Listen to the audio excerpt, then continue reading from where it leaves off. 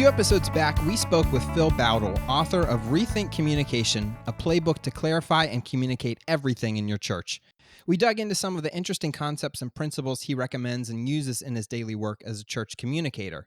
Today, Phil is back with us to walk us through how he approaches planning for a big event or a season in the church. Thank you, everybody, for listening. My name is Dan Wunderlich, and I'm a United Methodist pastor. And as I said, our guest today is once again Phil Bowdle. Phil is the creative arts pastor at West Ridge Church in Northwest Atlanta. He's a UMC preacher's kid and a church communications coach who's worked with all kinds of churches and leaders, United Methodists among them. Phil, thanks so much for coming back on the show. Hey, good to be back here with you. Well, the last time you were on, we covered some of those 30,000-foot views from your book, from communication theory in general to everyone's least favorite part of the job, church announcements. But today, I would love it if you could walk us through how you plan the marketing and communications for a big season or event at your church. And so this episode will be coming out in the summer. So let's use maybe the back-to-school season as an example. Let's say your church wants to make a big push to get families connected or reconnected as the routine of the school year returns. And let's say maybe there's a community block party or a special sermon series that's starting. What's the first step for you and your team, or what questions are you asking and trying to get answers for? Yeah, I think to start us off, I think the situation that you're talking about isn't like this surprise situation that we're like, oh my goodness, school's coming back. Like that, this is a thing that happens every year. And so I think that the foundation of this conversation is knowing that the way that we want to lead as communication leaders and really in the church is we want to be doing this in a proactive way, not a reactive way. And so part of that just means is that we want to be having these conversations early on so that we're ready to leverage these opportunities that we have in the calendar and the schedule and the rhythm of people's lives in the church, to actually be able to leverage a moment like this to help people get back engaged into the life of the church. So I think it starts with a proactive mindset and getting those conversations rolling early. The other piece I think is a foundational piece that I want to make sure that everybody knows I think is critical is I believe a recipe for an effective ministry and an event or anything you're communicating like a back to school season is really, it's a recipe of one part ministry strategy and the second part being communication strategy. They can't really be isolated from one to the other. They need to be married together.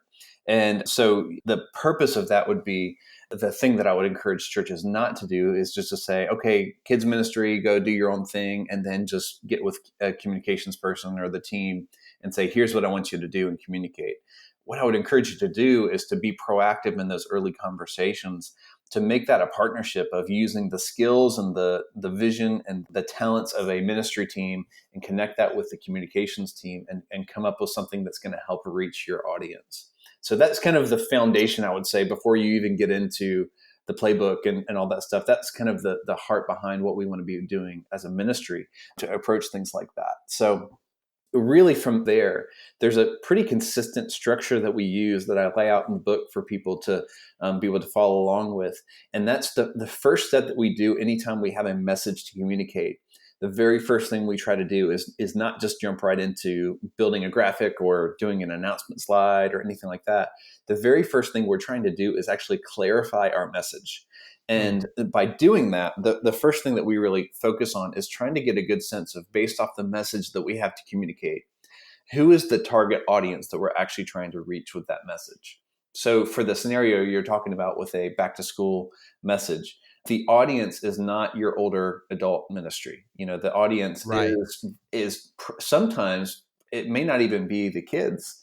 It's really the parents of kids that are in a age range where you have ministry. So that might be parents of kids from birth to high school.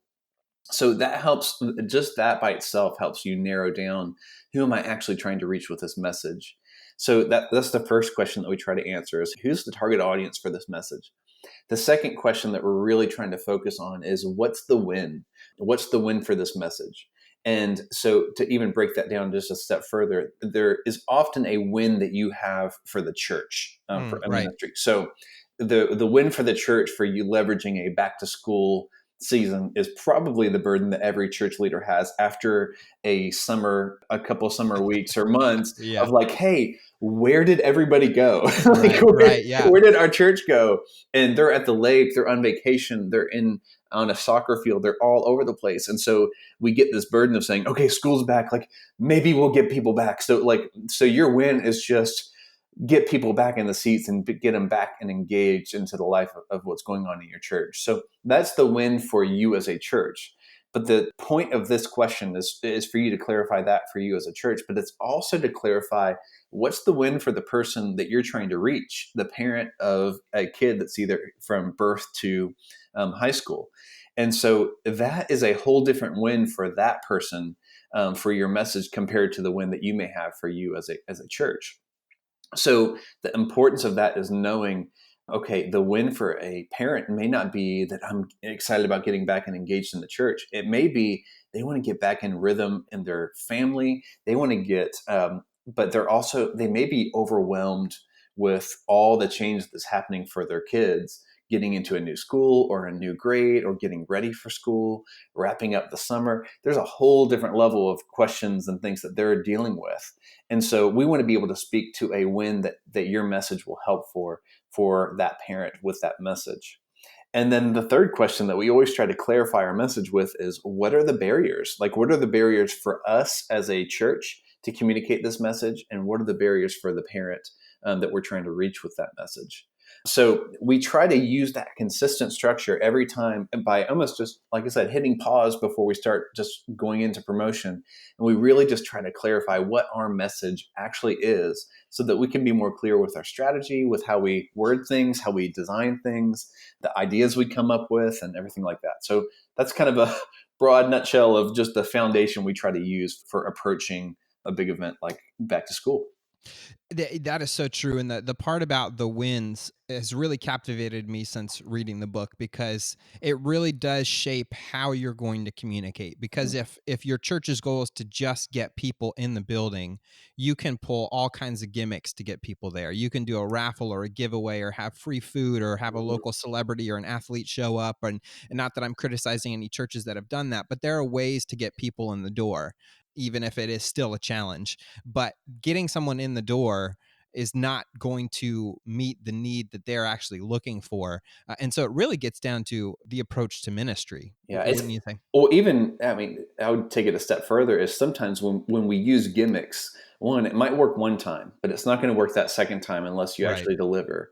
And the reality is sometimes when we do gimmicks like that, it really just becomes false advertising. I mean, it Hmm. becomes, if it's not connected to the message and the value that your message actually provides, it really is something, it ends up being a disconnect and a barrier for your audience of future opportunities to communicate with that person. Well, Phil, let me ask you, how do you go about finding out what the win is for somebody? And how do you find out the barriers? What is your process, or what is your church's process for listening to the community and figuring out what those things are? Yeah, I would say the reality is for us sometimes is we know as ministry leaders, we feel called to prayerfully consider any ministry opportunity that we have that we want to put in front of our church. So the reality is for us, it usually does start with helping clarify what our win even is for a message to make sure that we are clear with what we're actually trying to accomplish. But the next layer is, I mean, typically, so if it's a back to school thing, I have two kids now, but they aren't in a older, like, I don't know the best way to communicate to a parent that has a high school kid or a kid moving Right. from fifth grade to sixth grade. I know a little bit about moving from a 3-year-old to 4-year-old class, but Yeah. not exactly the game changer that it is for others. And so the biggest thing that we do is we walk across the room to people on our staff and and pick up the phone and just take the 10 minutes it takes to speak to somebody that is in that target audience. So by doing that, what we just try to ask is just saying, hey, here's something that we have coming up. I just want to help get behind the scenes to know, like, what are some challenges that you face? Like, what feelings do you feel when you're talking about getting your kids back to school? And so one thing we did recently is we actually just sat outside of the kids environment during drop off Mm. and just talk to some folks. And one thing I did, this was actually the year before we put some new strategy in for this particular scenario, is we got to see the drop off happening for the first day that everybody stepped up a grade.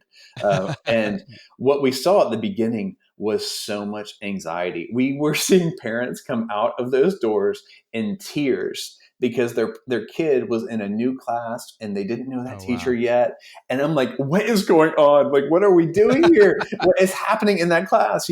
And what I realized in just talking to them, to say, hey, what are you feeling? Is like, hey, it's so important that my kid feels safe and they know their teacher and know their environment. And this is just new. So they're anxious and that makes me anxious. And I just want them to have a good time and be happy and enjoy coming to church in this way. And so for us, just by picking up the phone and talking to some people and just really, I don't think we've spent more than 45 minutes to an hour of conversations and research in this. What we learned is, while the win for us is everybody getting back in church and back in rhythm, we really learned for the parents, this is a very anxious time. And sometimes for the Mm. kids as well, they are already overwhelmed. So our win for that message had to speak to overcoming those barriers for the parent and for the kids, because otherwise this message is going to be a disconnect. It's not going to meet a need that they actually have. So yeah, hopefully that answers the question, but it really is pretty simple. It's just actually talking to people in that target audience. Yeah, absolutely. Well, way back at the beginning of our conversation, you gave us credit that hopefully we are aware of some of the annual things and that we are planning ahead. I know that I have every once in a while, even some of those annual things slip by. But let's say, Phil, you believe in us and we are actually doing our job. We're aware of the calendar.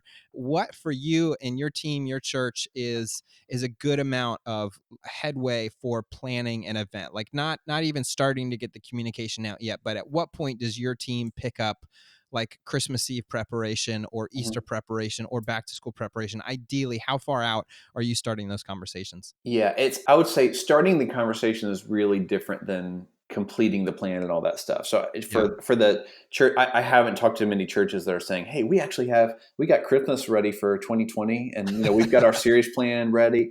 Like Yeah. that's just not the reality, and for most places, because they're overwhelmed with what they're already facing right now.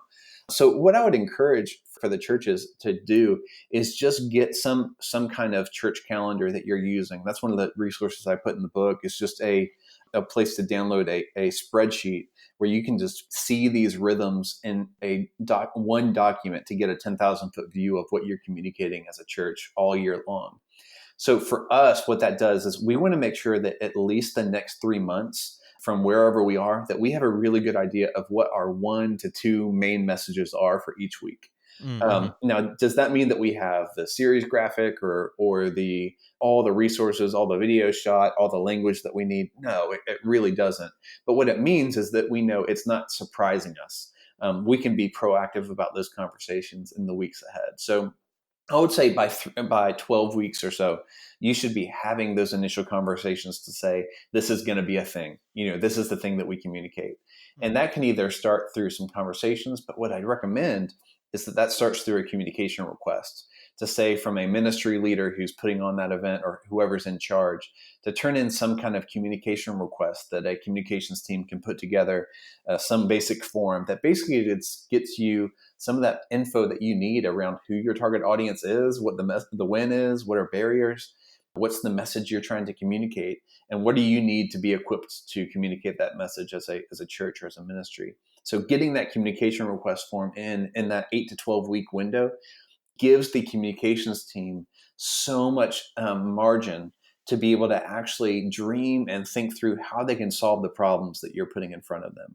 So for our team, what we try to do is the 8 to 4 weeks out, we're trying to make sure that our strategy is ready. So we are crafting our elevator pitch, we're brainstorming creative ideas, we're developing our plan, so that we know that we can have some time to partner with that ministry to make sure we're all leading in a really cohesive way and that we're all on the same page moving forward.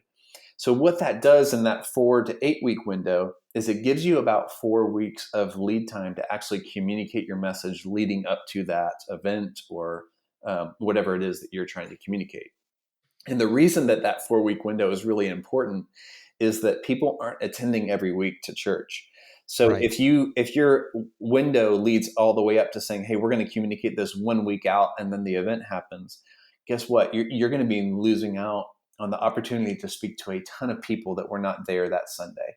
If it's an important enough of a message to communicate to your whole church, it's important enough to communicate more than 1 week. So at least, to 2 to 4 weeks out, you want to be using the communication channels that you have across your church to really be able to leverage that message and communicate that in different ways over social media, maybe over video, in a print form, in a bulletin or a handout or something like that, and in your services, to be able to help give people a sense of why that message matters to them, and give them a chance to actually respond. So it kind of does break down into those three phases of the kind of initial conversations of pre-production, and then the 4 to 8 weeks out of actual production, and then the 4 weeks leading up to the event, of actual execution of your plan. Yeah, and I like you reinforcing that not everyone is going to be there every week. As I'm a local pastor and I present the announcements every week, and sometimes I feel like, oh my gosh, I'm saying this for the 45th time. Hmm. But everything you hear in the sort of marketing and communications world is you have to repeat yourself, Hmm. and if it doesn't feel overdone to you, then it's not going to even be on people's radar. And so, how do you sort of encourage your team to just keep putting the message out, even if it might Yeah. feel overdone?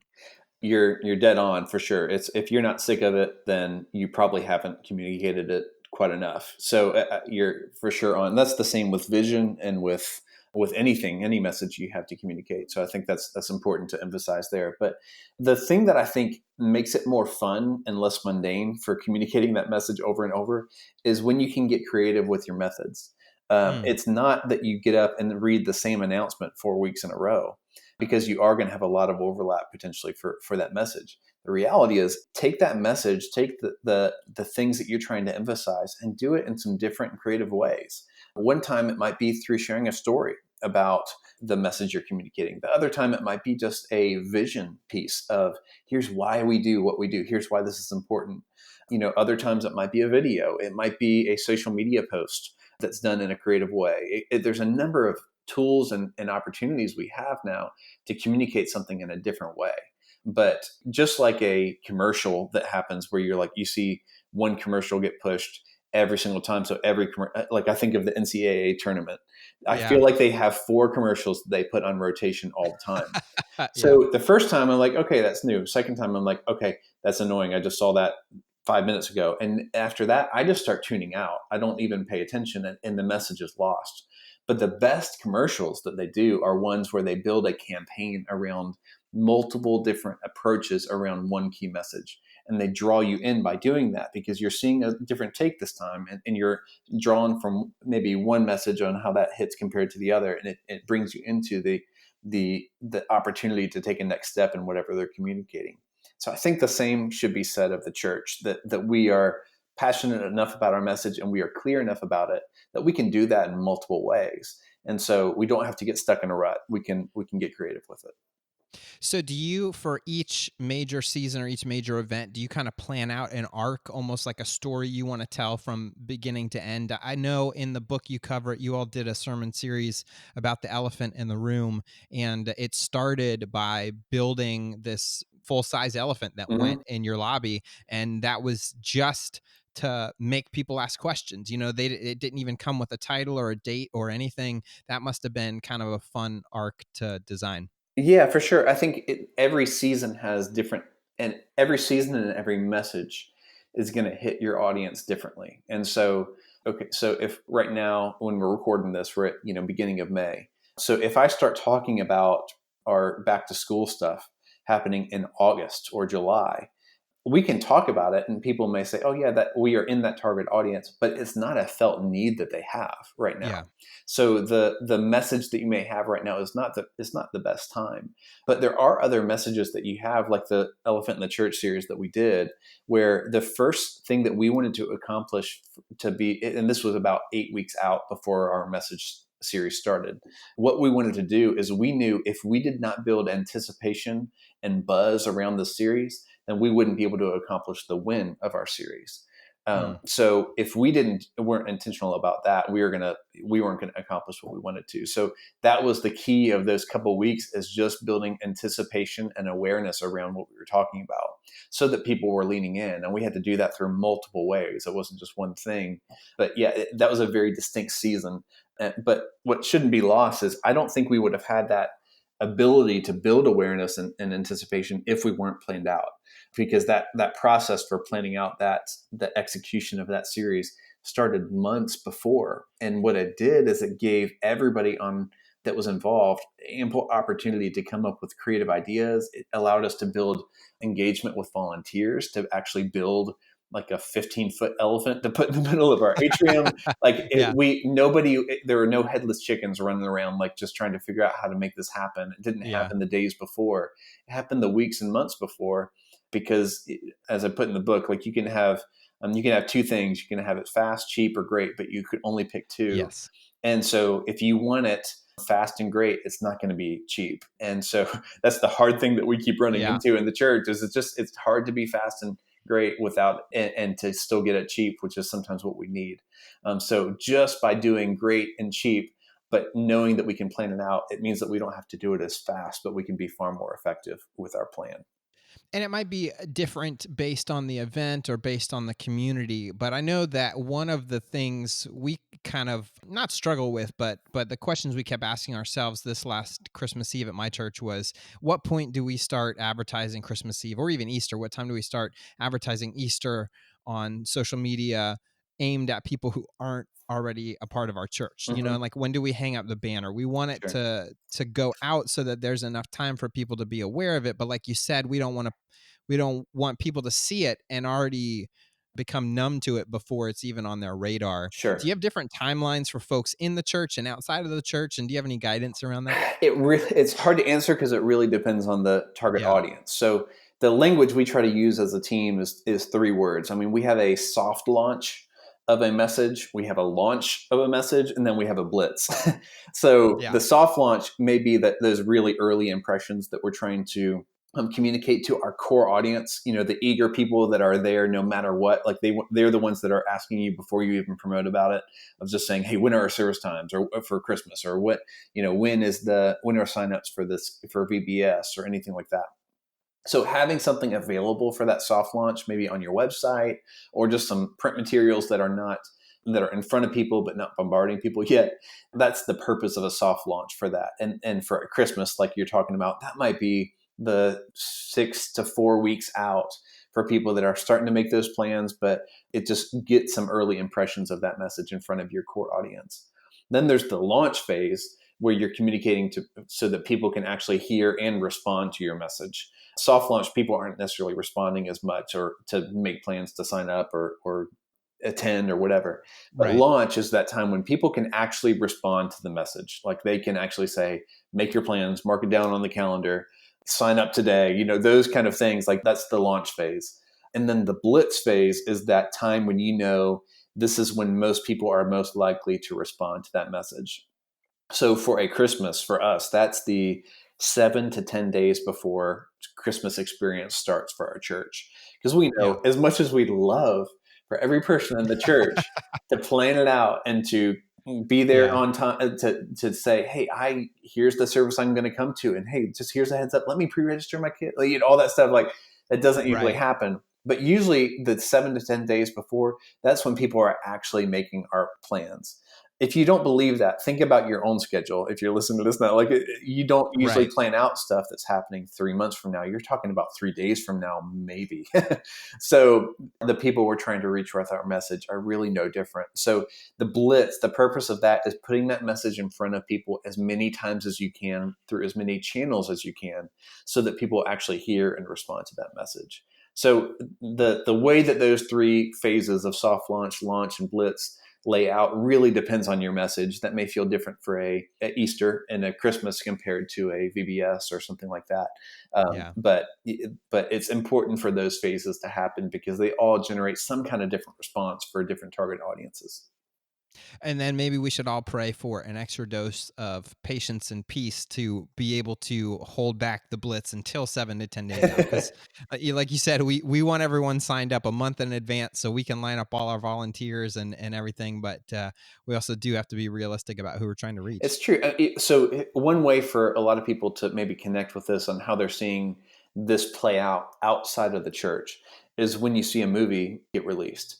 Yeah, The only movies that are doing a promotion for the like a movie trailer or something like that are doing this like 6 months before are the ones that already have a massive core audience that are leaning into right, it. right. So that's the new Avengers movie that they're teasing 6 months out, or that's the new Batman movie or whatever it is that are saying you're just trying to build anticipation from those people that are so excited. But the reality is most movies that are doing this, they might have a soft launch in 3 to 4 weeks out before it launches. But for the most part, that's just some early drips of communication so that the launch phase is really effective. And they're doing that, the launch and the blitz, when people are most likely to actually release this thing. So the launch is happening when it first releases. The blitz is when you start seeing those commercials all the time about saying, here's the reviews are in, and here's everybody's loving it. And the top movie, that's what they're trying to do. They're trying to get you to respond at that point because that's the best point for them to actually get people to go and see that movie. So again, very similar to what we're trying to do in the church, to use kind of a typical on-ramp and off-ramp for a message to help leverage that for when people are actually going to respond. So you mentioned earlier in the conversation that for you all at your church, back to school week or back to school season also involves a promotion Sunday where all the kids move up from one classroom to another.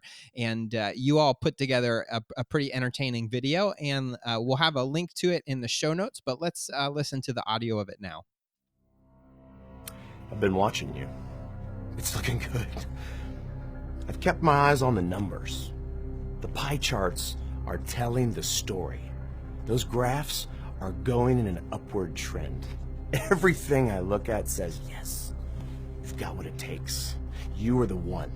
When I look at the digits, when I numerically count exactly what's going on with the upward trend, the equity says yes. You get the promotion. But doesn't everybody get a promotion? But you stand head and shoulders above all the rest. You can leave now. Send me the next child for the next promotion. You get a promotion. Okay, next promotion for you. But Is it? Brent, but It's promotion Sunday. Doesn't everyone get promoted? Promotion! Promotion! Promotion. Promotion for you. Promotion for you. You get a promotion. All right. Thank you so much for coming in today. I appreciate that.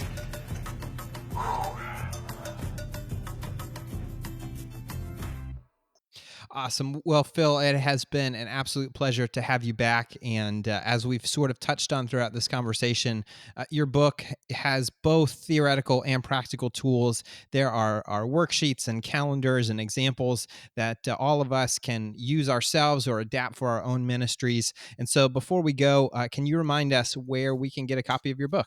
yeah, if you just go to rethinkcommunicationbook.com, it's got links to Amazon and Barnes and Noble and all the places that the book is available. You can grab it there. You can also get a link there for getting bulk copies if you're looking to read this with a team, which is what I really recommend, because communication isn't somebody's job; it's everybody's job. So that's a great place if you need a discount to grab a number of different books for your team or staff to discuss. So you can grab it there. Awesome. Well, Phil, thanks so much for coming back. We appreciate it. Hey, it's been a blast. Thank you so much. And now, listeners, we want to hear from you. What does your planning process look like? Do you have any essential steps or tips or tools that you'd like to share? Or do you have any stories of something we might call a learning opportunity? Email us at podcast@umcom.org, and we just might share your story on a future episode. And you can, of course, use that email, podcast@umcom.org, to send us any feedback or topic suggestions for the show. We'd love to hear from you. Finally, if you found this podcast to be helpful and you'd like to make sure that other church communicators like yourself find this resource, the two biggest things you can do are share this episode with your friends and colleagues and leave a review on Apple Podcasts, Google Play Music, or whatever service you're listening to us on right now. Thanks again for listening to the MyCom Church Marketing Podcast.